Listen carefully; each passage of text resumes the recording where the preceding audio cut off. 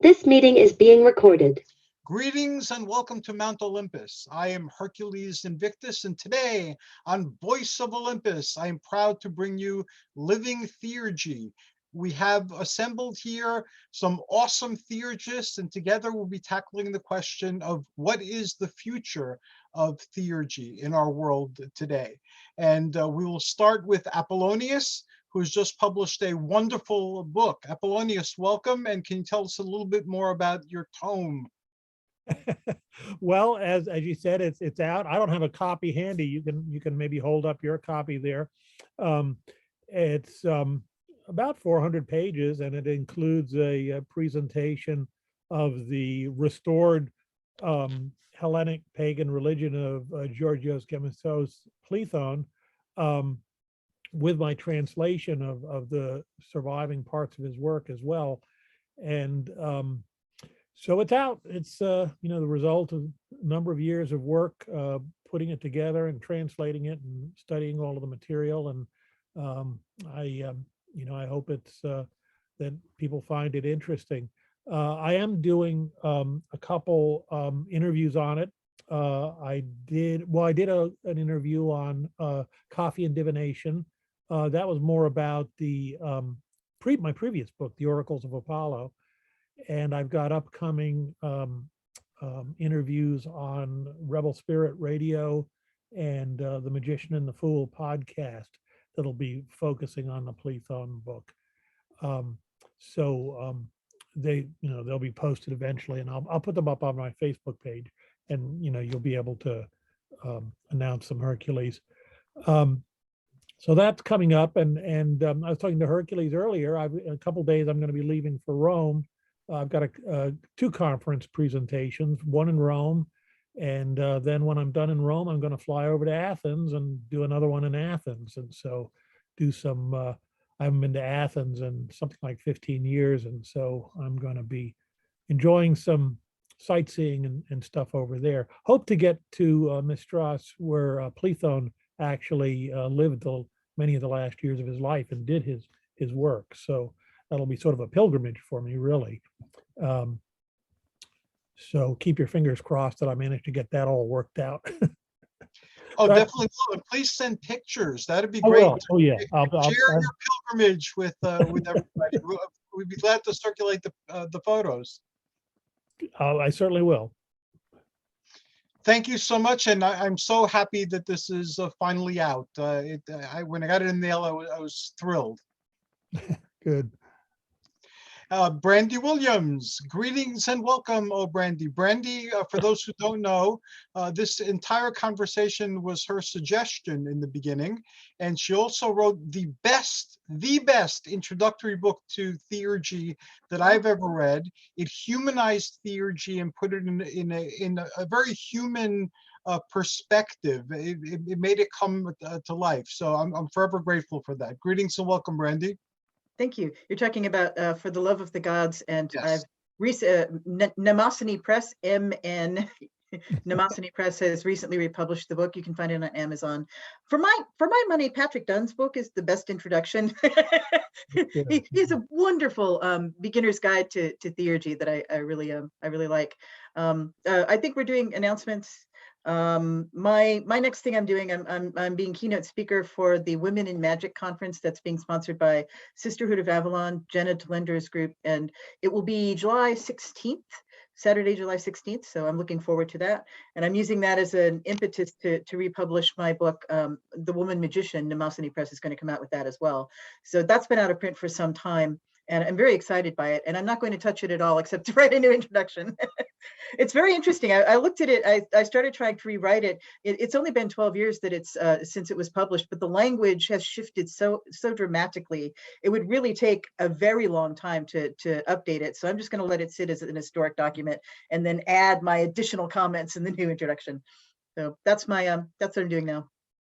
Awesome, fantastic. I'm looking forward to these books being reissued. I believe I have your books from your earliest book onward.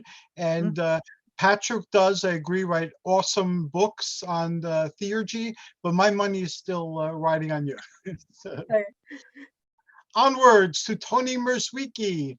host of Living Hellenismos. Greetings and welcome, Tony. How are you? I'm doing really good, Hercules. How are you?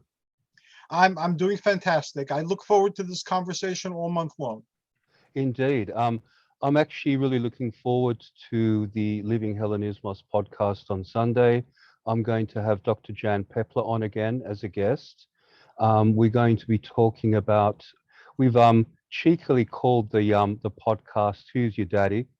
and it's about Zeus as an archetypal father figure. So it was my fault. I talked Brandy. I talked Jan Pepler into it, and against her better judgment, she agreed. So I'm going to be talking to her. She's actually sent me a preliminary version of the paper that she's writing. So I'm going to quickly go over that and come up with a series of questions. On top of that, I'm preparing for a workshop which is going to be at the same event that Hercules is going to be presenting his workshops, and just getting a few blogs out and everything else. So nothing as exciting as the rest of the crew, but we're all sort of contributing. Thank you so very much. And last but certainly not least, we have Jean-Louis de Biasi, who has a vision, and he's making this vision a reality in our world, not only for us, but for future civilizations. Greetings and welcome, Jean-Louis. Thank you. Happy to be there. Yes, a few things, few announcements. First, the book we are all writing, I think we have good chance to finalize the book this summer, and to offer the book sometimes next year. So it will be an anthology about theurgy. We will write a piece all together and have a discussion, a workshop online, several things, very exciting. This is a good way. I think this is a good way for the readers to have several approaches that are altogether a good representation of what is theurgy today. This is a very exciting project, really. I just also finalized today the book about the aura, subtle bodies, and Brandy wrote the foreword for me. Thank you again. So Llewellyn will have that finalized version on Monday, and sometimes beginning of next year, you will have the book. However, I will ask for the authorization to send you a copy to you, or Hercules, Apollonius, Tony, to have your feedback, to have everything. So if this is okay, and I am sure it will be, I will send you that sometimes next week. And Brandy, the latest version of the book. In the same time, I have, with my wife, Patricia, who is Associate Grandmaster of the Solis, I have to translate a big book during the summer for Llewellyn Publications. This is already signed for several months. This is I guess, the first book that have been written about out-of-body experience. It was written in the 19th century in France. This is a really big book. And every other books about these topics is coming from this original one. So this is very, very interesting. A lot of stories inside, techniques, very, very exciting, but a long book. So a lot of translation to do between French and English, but it will be the work of this summer.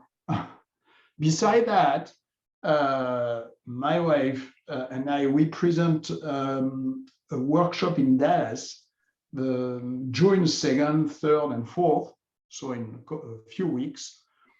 And this is open to everyone. I will share the link.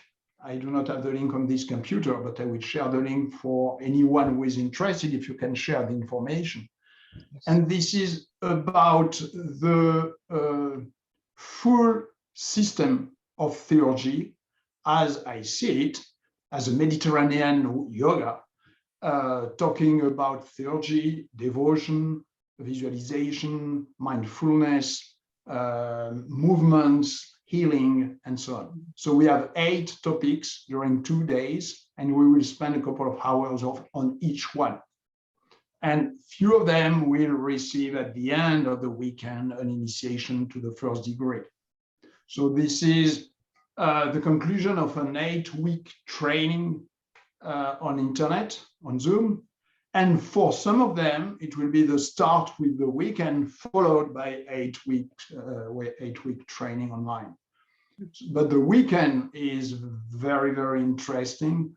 And I hope that the information will circulate as soon as possible. So I will share with you the link and all the information after our conversation. Thank you very much. And before we move on to today's question, the workshops that I'll be doing at the same event with Tony, which is Witches Fest USA 2022. And that is Star and Ravenhawk's organization that does this every year, is going to be on Olympian shamanism. And I'll be doing 2 workshops. One is an overview of the world tree or the world pillar or the world titan of the Hellenic mythic landscape.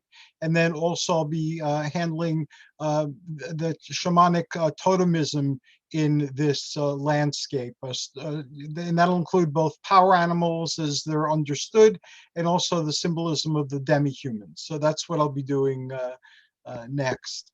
And that's pretty much it on my end. And now for today's question, what is the future of Theurgy? And we will go backwards the way we came and start with Jean-Louis. No, I have a question for you. The workshops you are talking about are online or in person? The workshops are online. However, I've been requested to go back to a metaphysical center where I've taught for years on and off, and they want me to start classes there. And the people who wanted me to start classes requested my shamanic, initiatic, progressive stuff that take you from point A to point B. And I've been doing this on and off for decades. So, it's been something I've been fine tuning, and it's kind of like my life work. And now that I'm in my 60s, it's like, all right, we'll finally get all this written down. So we've done it through informal workshops. Now we're actually going to create an order. And the purpose of the order will be to connect to Theurgy. So there'll be a path going to what Jean-Louis is doing, and also to the Hermetic arts. And I have 2 Hermetic organizations that want to link with this too. So we'll be creating kind of like a stepping stone. And I have a model in mind. We have Wiccans involved and all sorts of people. And it stems from what we're doing in this book, which is basically universalizing Theurgy. So this is another step in that process. And again, it's still floaty and not all of it is anchored yet, but when it anchors, I will talk about it extensively here and get all your feedback. And the curriculum to get to Jean-Louis is going to be based on the writings of all of you. And you know that your books will be the required reading. So we want to get them to the point where they can attend these initiatic classes that Jean-Louis is holding and to qualify for these other Hermetic organizations. So that's what's going on my end. And now to the, go ahead. I loved a website, and I still love a website built by Apollonius. It was a list of several things to read and to explore and so on.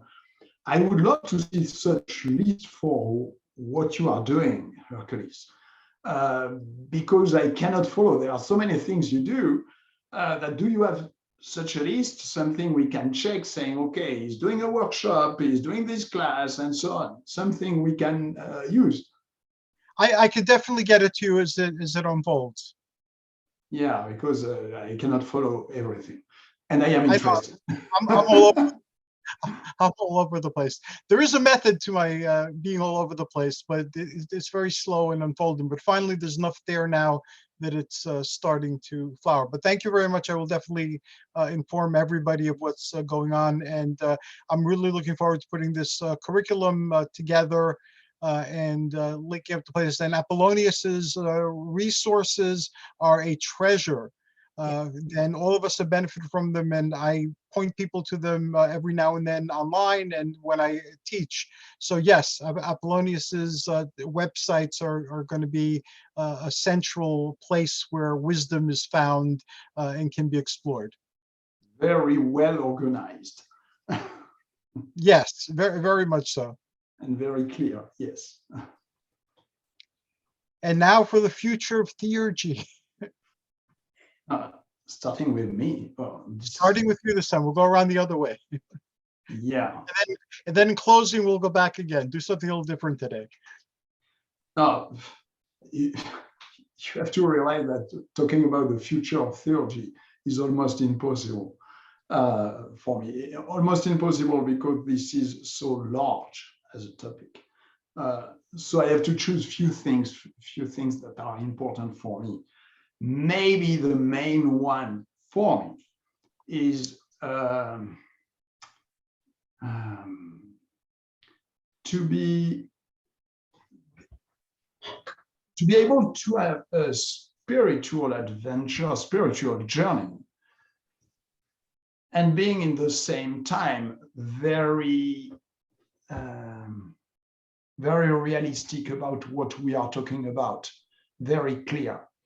I think this is very important for me to explain the difference all the time between theurgy, religion, and theurgy and religion, for example, and to explain how theurgy is a path in which you can experiment and verify by yourself what we are talking about. This is not just a path of belief. So we can combine that with science, with philosophy, with a lot of aspects that are sometimes opposite to religion and to beliefs. Not always, because we know that they can be combined in a very good way. But we know also that religion can be a very bad thing for humanity if this is a place of dogma and fights and so on. So we can bring, as theurgists, a philosophical vision, a very scientific way to accomplish a spiritual journey with specific techniques. And I'm always saying to people, with theurgy, you can believe, but this is not needed. And what I am talking about, I can give you tools and you can use to verify by yourself what we are talking about and what the past masters found. And this experiment, and I saw that everywhere with the Orm Solis and the things we are teaching, every culture, every people, every student can experiment exactly the same thing or very, very similar things with the same tools. That means this is universal. So, of course, you have the cultural aspect that can change a little bit, few things like gods and goddesses and so on. But the inner experience, like afterlife experience, out-of-body experience, and the way to teach it and to succeed is the same. So there is a technique, and this technique is not limited to ceremonial magic. And this is what I emphasize a lot in the past years, and I will focus even more in the future. We are not limited to ceremonial magic. No. Theurgy is larger than that. We can and we must highlight the need of development of psychic abilities, the need to use mindfulness in a very original way, not as in the Eastern tradition. This is close but different. The same for visualization, the same for devotion. They have their technique, we have ours, very close to it. So this is really an entire system. And I think we can benefit a lot of explaining all the aspects of theurgy, not just ceremonial magic. So it exists, obviously, this is important, but how can we achieve that without philosophy, or without science, or without diet, or healing techniques? This is impossible. Can you practice, and can we practice theurgy without thinking about diet? And I promote Mediterranean diet, obviously. So this is very important to always, for me, to highlight that this is a full system, not just ceremony, rituals, and so on. Yeah, this is a very important part, maybe the heart of it in some techniques, but using just this aspect is losing 90% of theurgy. And losing what can balance people, what can root people, and make people smart instead followers. And this is what I like in theurgy, and I want to go in this direction and to maintain this full vision, this whole vision. That's a noble vision, and I'm in agreement with it. I like your approach to it, and I support it 1,000%. And what I'm beginning to see is that we're going to have to devote at least an episode to each and every perspective presented here tonight, because there's several episodes of conversation in what you've shared with us. Thank you very much, Jean-Louis. Does anybody have anything that they'd like to ask Jean-Louis before we move to Tony? Okay, Tony. Jean-Louis, Jean-Louis tackled the matter in a very global sort of fashion. I was going to target very specific issues. So I think that there are a number of issues which are going to come to the forefront as time goes on. Can you hear me? Yes. Sorry, yeah, I just heard a noise. It's Facebook notifications. Okay, yeah. So I was going to look at the various issues that are going to come to the fore as time goes on and how we can respond to them with Theurgy. So the biggest issue that I see confronting us is global climate change, rising sea levels, the need for sustainable development. We have to take into consideration habitat destruction and the use of fossil fuels. So given those particular things which we can look forward to, I think that people will find themselves turning to Zeus for assistance with drought in his function as a sky god.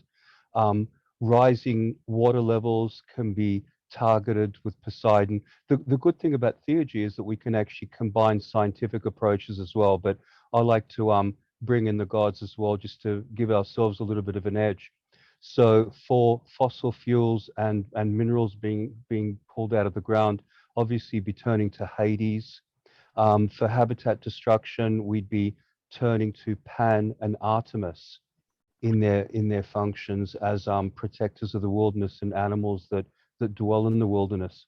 So we also have to have a look at energy production versus energy consumption. That leads to greenhouse gas emissions if we depend on fossil fuels as we have been. We need to move towards a scenario where we're far less dependent on fossil fuels. So we need to gather energy, channel it, and store it.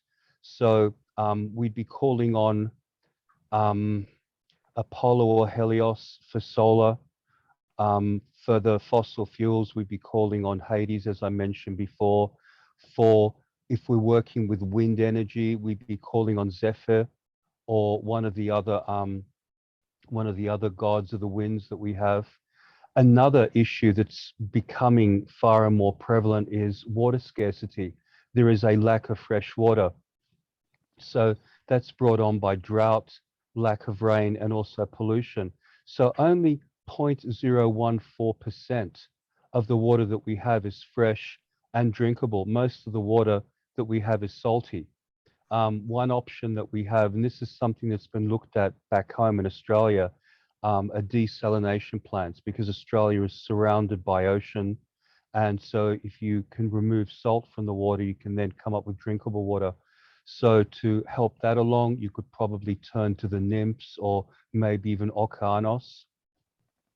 Food waste is another big issue that has to be addressed.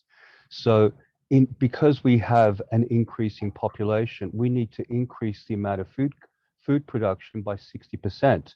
However, what's happening at the moment is that 30% of food is wasted.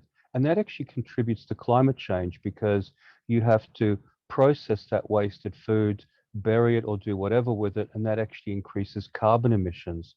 So in a case like that, you'd be working with Demeter in her function as a producer of grain and the like. There's also a health crisis, and the whole COVID situation has highlighted that the health system that we have, not just in this country, but in other countries as well, has been totally inadequate. There did seem to be reasonable reporting initially when COVID first broke out, but it showed just how unprepared we were as a planet for a global pandemic. And when the next global pandemic comes, I just hope that we've learnt lessons and we do far better. So the God that we'd be turning to for health crisis management would be Asclepios. One issue that has come to the fore now and is really taking off are that abortion rights are being threatened. And so you've got people imposing their religious views. They're mainly older white men imposing their religious views on women. And again, it's a case of poor women who are suffering. Wealthy women can always go to a state where abortion is legal, or even go overseas where abortion is legal, whereas it's the poor women, quite often women of color, who have to go to back alley abortionists and subject themselves to a clothes hanger, which is very dangerous for their health. Because the thing is, you're never going to stop abortions. At the moment, they can be performed safely.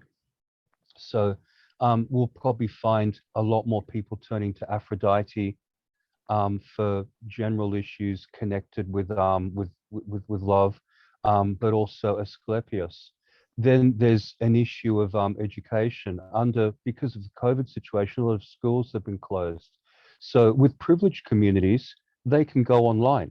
So the students don't miss out on too much. They miss out on social interaction, but they can still get all their education. But with poor communities who don't have laptops, they're actually missing out on education. So the God that we'd be calling on there for assistance is Hermes.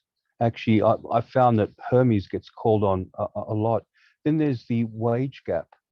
Women and people of color are normally paid a lot less than white men are. So we'd be calling on Hermes for that. There's also a gap between the rich and the poor. And what's happened during COVID is that that gap has actually increased. A lot of very wealthy people have acquired far more wealth, while poor people have lost wealth, they've lost employment, things have become far. We're losing you, Whenever Tony. I see a business that's closed down, I see someone's dreams going down the drain. They would have invested all the money that they have and they would have lost out. So there's the unemployment issue. At the moment, we have a 7.7% global unemployment rate, and that's actually rising due to COVID. And we're heading towards a global financial depression. And again, I think we should be working with Hermes. And the last issue that I was going to mention is that is social media. Social media has led to an echo chamber effect. We find ourselves relating to people of similar mind, whereas a lot of people who have different opinions wind up being trolled. So it's actually contributing to divisions in society. So again, the god that we'd be calling on would be Hermes. So I can actually see a lot of areas. They're just the things that I thought of today earlier on, areas where Theurgy would come to the fore, and the various gods that can be called on to improve circumstances, because they're the issues that are going to become more and more important as time goes on. Well, thank you. And again, many shows worth of conversation in what you brought up today. I'm involved with very many of those things that you mentioned, as has Brandy and yeah, everyone to some extent. In fact, now we have our Pride Parade coming up, and I shared that on Facebook for our local area. I'm running for re-election, and also we're going to a women's right for their reproduction rally on Sunday. So those things are challenges that all of us can take place in. And if you want to talk, I started something with the local Rotary Club, and the Rotary is an international organization that has a seat on the United Nations. So I made an Argonaut voyage, and I'm calling Argonauts. And right now we're looking at the things that the Rotary does globally, and we're going to pick what bothers us most collectively, and that's what we're going to devote our time to. And Yeah. if we get like the minimal number of people to join, we'll become a Rotary chapter, an official Rotary chapter with all the resources at our command. So we can make a difference in one area of human suffering, I guess. By working together and by working with this organization. So if you're really interested in doing that, I invite you. Let's have some conversations both on and off Zoom, and you're more than welcome. The more the merrier. I Anyone may have take any you up on that. Okay, great. And if you don't, that's fine too. Anybody have anything they'd like to ask Tony or say about what Tony's presented? Okay, onwards to Apollonius. The future of Theurgy. You don't want to do Brandy first, or? No, you. Okay. Oh, that's right. I'm so sorry. I'm so No, sorry. no, dude. Oh, that's true. It was like around here, huh? Okay. Yes. This is such a wonderful group to work with. It's amazing the work that everyone here has done to articulate Theurgy and bring it forward in time. It's just an astonishing thing. Really important things. What Jean-Louis is doing is very, very important. Teaching Theurgy as a living tradition and articulating it as not just part of ceremonial magic, but a lifestyle, a way of looking at the world, a way of living in the world. And also that's a very important connection with yoga, a very important connection with diet and health too, because that's how theurgists practiced in the past. I'm thinking about the Pythagorean communities that acted kind of like ashrams, actually, and it's very much rooted in lifestyle, right? And then Tony, I love your activism and the things that you've called out. It's a list of flaws, I think, in the worldview that we are all suffering under, and that's where I wanted to go with my understanding of the future of Theurgy, which is the articulation of a worldview. The worldview of the ancients, the theurgists, the Neoplatonic philosophers, and then how that moves forward in time. I think this is maybe the critical project for people, for humanity right now, to articulate a way of looking at the world and living in the world that moves beyond mechanical philosophy, which treats the world as an inert thing and makes changes to the world that ultimately has led us to the place where we're facing our own destruction. We need another way of looking at the world, of thinking about the world. And Theurgy, the Neoplatonic philosophers, offer us that Western understanding that can allow us a different way of looking at the world. There are other understandings in the world, other cultures which contribute to that, and I think we need to be part of that larger global conversation. But in terms of what we do, the Western world has dominated the entire world. We've colonized the entire world, and it's up to us to change the way we think, to be able to live within the world and with each other. And I was thinking about how each of us has gone about that. What's the worldview, right? When I look at Plotinus and Iamblichus and Proclus, what do they say?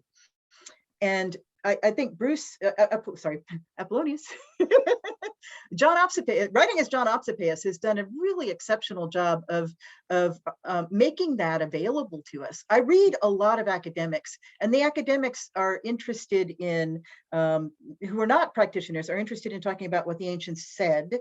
and then that's it. Like this is a capsule, right? It's not something that you can use. Theurgy just insisted, Iamblichus Proclus insisted on practice, that the bringing it back to how we live our lives is the most important thing about Theurgy, about us as spiritual beings in the world. So I was looking at the specific places where I think it's important to articulate this worldview, right? And one of them is really the soul and cosmos is the way I think about it. Jean-Louis' book on the aura really starts talking about how we understand ourselves as energy beings who are physical. This is critical. Cosmos, how does the universe work? And I don't know that any of us has tackled that yet, but I'm giving it a go. Edward Butler has some really interesting understandings of how the Olympians work. And I approve this message. I don't know if he practices, but he's an academic who writes about the Olympians, and he talks about how each of them occupies a place in the universe, a force, and how they all work together. And there's a concept that I find in philosophy and in Tantra, the one and the many. And I think we can map that onto explaining Theurgy. There is an understanding that the universe is a unified whole and it is alive. And there is also a multiplicity of the ways that divinity expresses itself. Mm-hmm. And so the one and the many is one of the places that we can go. How the subtle body works, the body of light is one of the places to go. Something that Apollonius has talked about, I think is also a very, very critical understanding, which is that the Theurgist talked about how the world is created and that our Theurgy co-creates the world. And so I'm gonna say, Apollonius, I'd love to see you write more about that, because I think that's a really critical insight in explaining like a worldview that we can all inhabit and move forward in. Let's see what else. Oh yeah, there's also the idea that the universe is alive. I was talking to a friend, a druid, yesterday sitting in the park, and he said, he's looking at the origin of life, and we keep pushing it back back in time on this planet. It may be that when this planet formed, life was already inherent in the planet. And he suggested that one of the current thoughts is that life is coeval with the universe, which is another way of saying that the universe is alive. So that's a very important point of view. The point of view that we inhabit now is that the universe is inert and hostile to life. So understanding that the universe is alive is a really different place to be. And I had one more. I just lost it again. Oh yeah, the idea of being spherical. The ancient theorists talked about being spherical.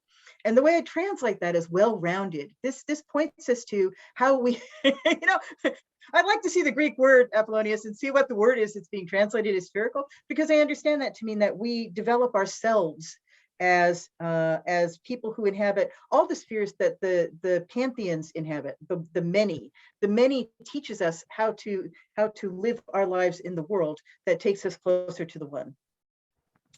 That's my set of thoughts. Thank you very much. Incredibly awesome as always. Does anybody have any questions or comments on what Brandy has shared? Okay, then onwards to Apollonius.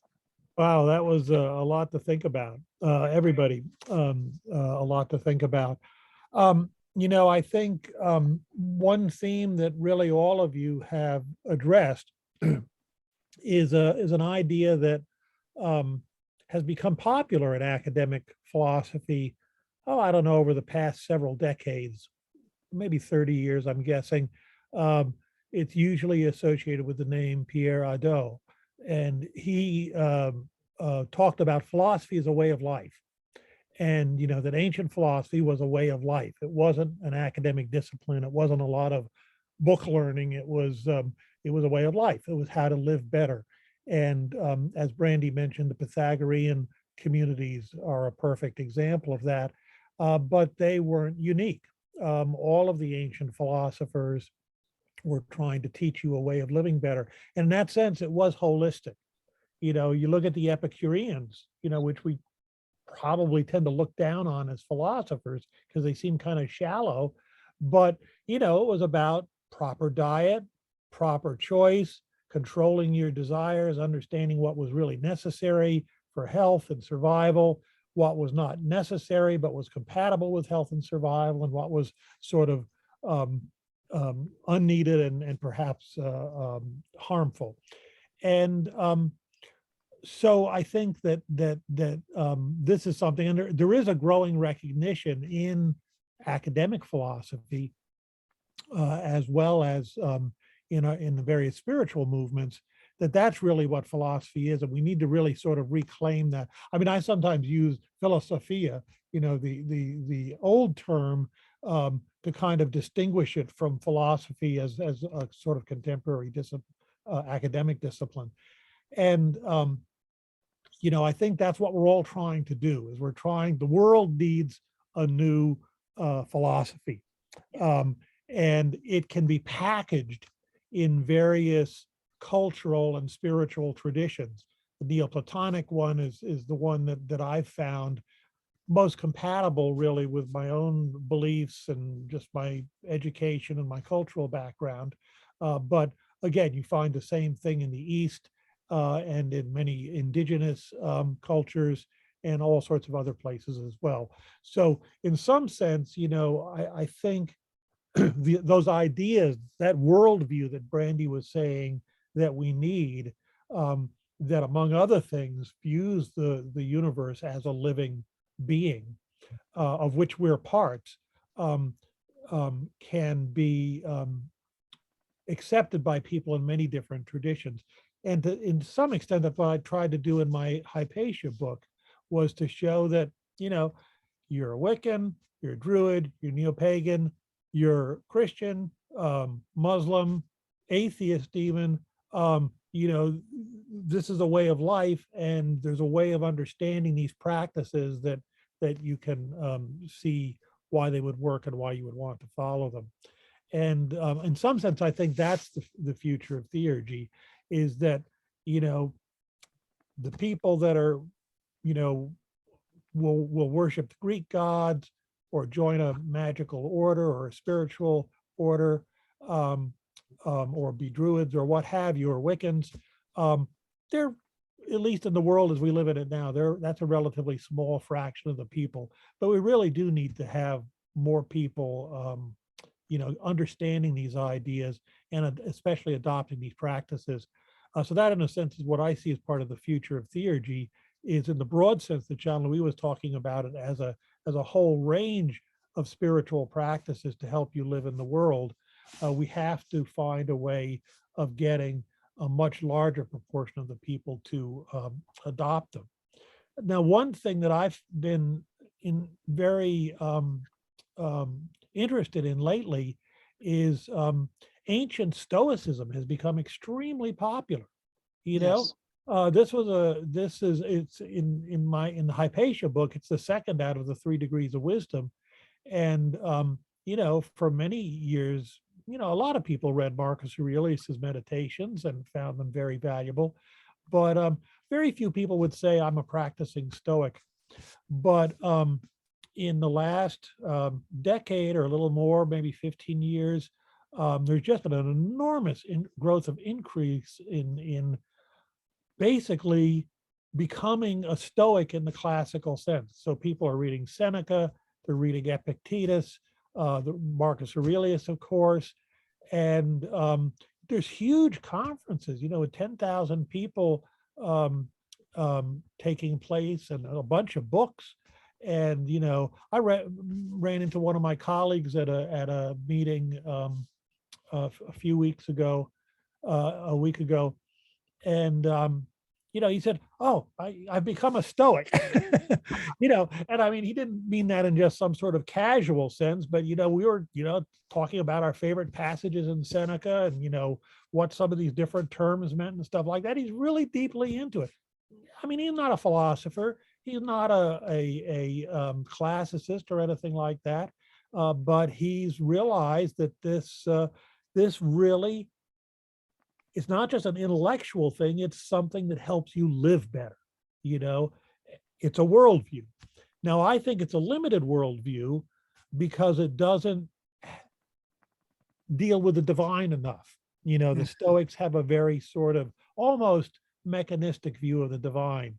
There's sort of big clockwork universe, and in some sense, we're trying to live better within that universe, but not so much interacting with it. They do view the universe as a living organism, so that's a very important part of it. But there's not this direct interaction with the divine that we find in Theurgy, and in particular in Neoplatonism. So I think that's why, you know, I call Neoplatonism the third degree of wisdom, because when you've learned to deal well, engaged socially, engaged politically, engaged in other embodied ways in the world, Stoicism really helps you do that. Okay, to deal with you know, all of the things that happen, good and bad, and how to respond to them. But it doesn't deal well with the divine, and so I think that's where Theurgy can really go beyond that. And you know, that's what a lot of the, of course, traditional religions try to do. They don't do it very well, because most people involved in contemporary mainstream religions are not doing Theurgy.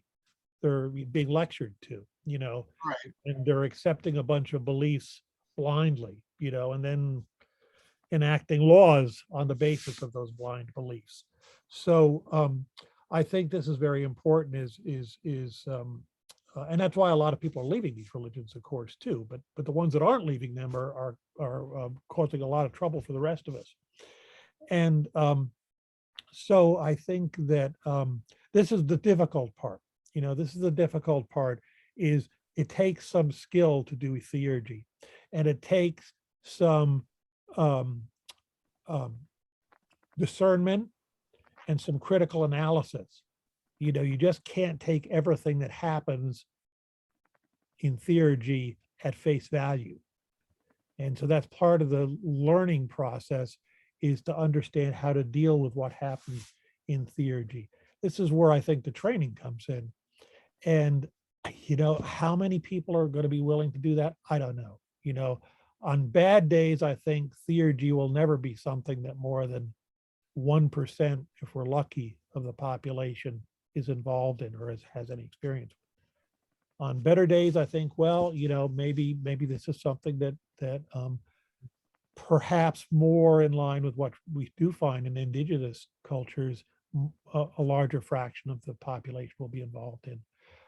But that's the problem, I think, is that Theurgy is a powerful tool, but it can also be a dangerous tool. And I heard just on the news the other day that, you know, there's in some of the evangelical Christian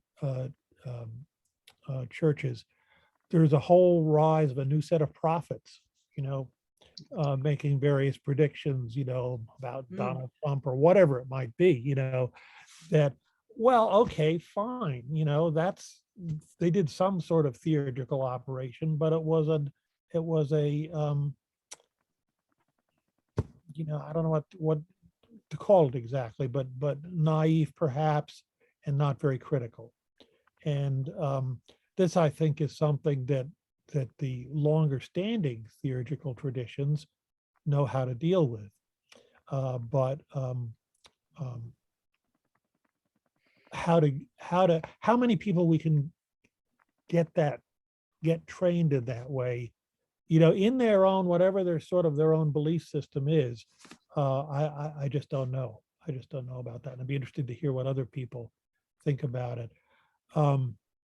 You know, I've been very interested in Carl Jung's theurgical experiments that he did in the early 20th century. And a lot of the trouble he had is because he was flying blind. You know, he had not been initiated into any sort of spiritual tradition that did theurgical types of operations. And he was inventing it or reinventing it as he went. And so he didn't know what to expect, and he figured it out eventually. But you know, he you know, if you read in his autobiography, you know, he talks about, you know, feeling like just mountainsides of rocks were coming down on him, and it was eruptions of volcanic lava in his mind and everything. He was just overwhelmed by his experiences.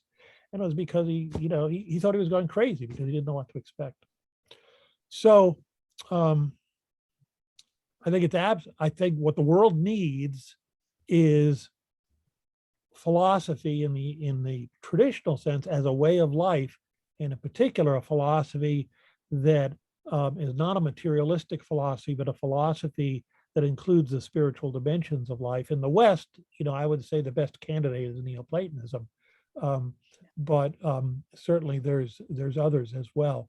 And often, as we know, in the mystical traditions of many of the religions, many of the Western religions even, you do find these sorts of theurgical operations as well. But again, they're kind of marginal always in these religions. They're not encouraged. So I don't know. It's I think it's got to be done. There's got to be people doing it. The Pythagorases and the Iamblichuses and the Procluses of the world have, and Dionysius, the pseudo-Areopagite, to name a Christian, Rumi, these are the people that have sort of pushed these spiritual traditions forward, but they've been a small number of people that have been doing this. And as it's sort of spread out from that, it tends to be ossified, and then it's counterproductive, I think. The life is gone. We want to keep the life in it. That is very profound. And again, several sessions of discussions. We are that small number of people who are sincerely following, each in our own way, this path. And if not us, then who? If not now, then when? So I think we need a catchy title. The Stoa and the Academy already taken. We need to come up with some word or something.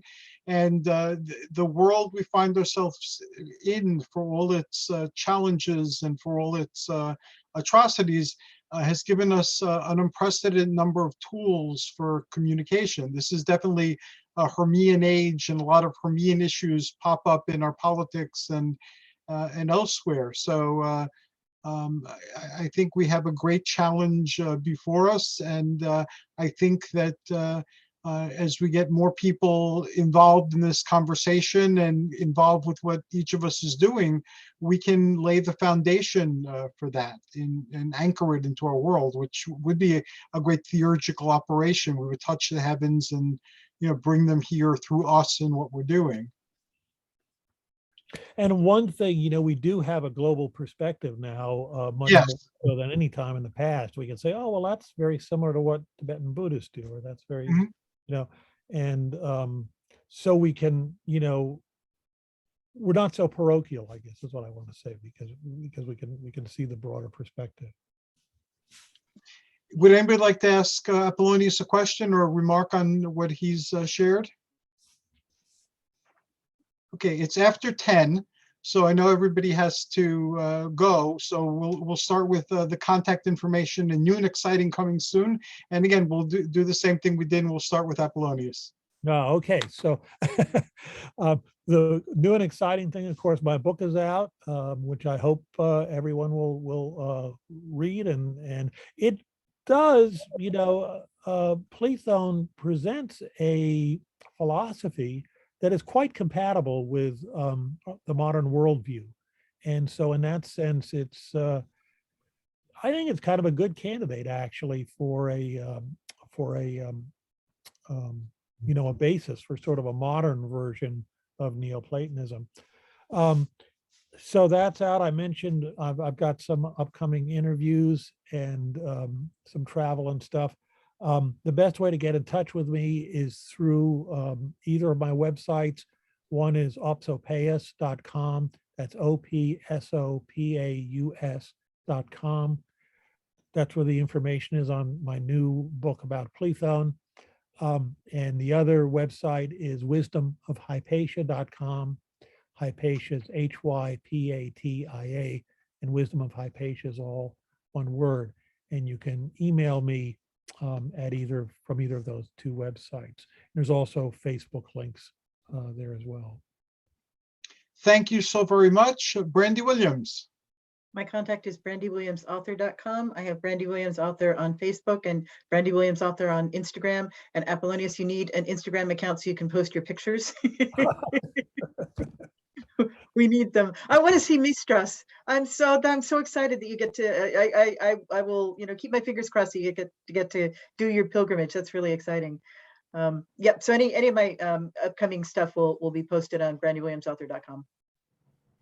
Thank you very much, Tony Mierzwicki. Probably the best way to get in contact with me is through Facebook. I have a personal page and an author page, and I also write a blog for Patheos called Holistic Spirituality, and Brandy does one as well. She forgot to mention it. Hers is called Star and Snake. Thank you very much. And last but again not least, Jean-Louis de Biasi. Best way to contact is Facebook.